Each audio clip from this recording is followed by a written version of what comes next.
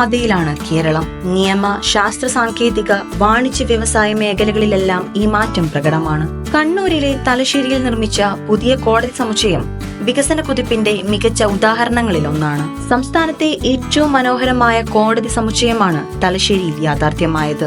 സംസ്ഥാന നിയമമന്ത്രി പി രാജീവിന്റെ നേതൃത്വത്തിൽ കിഫ്ബി ഫണ്ടിൽ നിന്ന് 56 കോടി രൂപ വിനിയോഗിച്ചാണ് കോടതി സമുച്ചയം നിർമ്മിച്ചത്.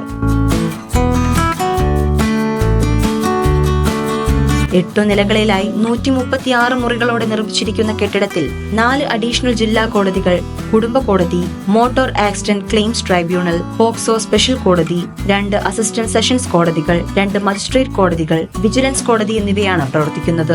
ജുഡീഷ്യൽ ഓഫീസർമാർ, അഭിഭാഷകർ എന്നിവർക്കായുള്ള വിശ്രമമുറി, ഗുമസ്തന്മാർക്കുള്ള മുറി, സാക്ഷികൾക്കായുള്ള വിശ്രമമുറികൾ, ബാങ്ക്, പോസ്റ്റ് ഓഫീസ്, ക്യാന്റീൻ എന്നിവയും സമുച്ചയത്തിലുണ്ട്.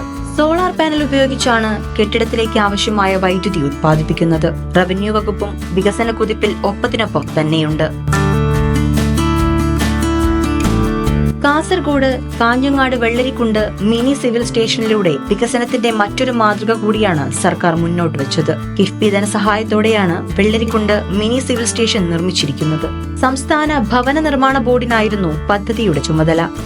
3615.78 ചതുരശ്ര മീറ്ററിൽ നിർമ്മിച്ച 3 നില കെട്ടിടത്തിൽ supply office, economics and statistical survey office, labour office, legal metrology, വ്യവസായ വികസന ഓഫീസ് എന്നിവയും taluk office, election office, record room, joint RT office, employment office, പൊതുമരാമത്ത് വകുപ്പ് ഓഫീസ്, മണ്ണ് ജലസംരക്ഷണ ഓഫീസ് എന്നിവയും പ്രവർത്തിക്കുന്നുണ്ട്. 12 കോടി രൂപയാണ് കെട്ടിടത്തിനായി അനുവദിച്ചിരുന്നത്. തിരുവനന്തപുരം തോന്നിക്കലിൽ ബയോ 360 ലൈഫ് സയൻസസ് പാർക്കിന്റെ 2ാം ഘട്ടത്തിനു വേണ്ടി സർക്കാർ 128.5 ഏക്കർ ഭൂമി ഏറ്റെടുത്തതും ഇതോടൊപ്പം ചേർത്തു പറയാവുന്നതാണ്. സംസ്ഥാന വ്യവസായ വികസന കോർപ്പറേഷന്റെ കീഴിൽ നിർമ്മിച്ചിരിക്കുന്ന പാർക്കിൽ പുതുതായി 8 കമ്പനികൾ കൂടി അടുത്തിടെ പ്രവർത്തനം ആരംഭിച്ചു. കേരളത്തിലെ ആദ്യത്തെ ലൈഫ് സയൻസ് പാർക്കാണ് ബയോ 360.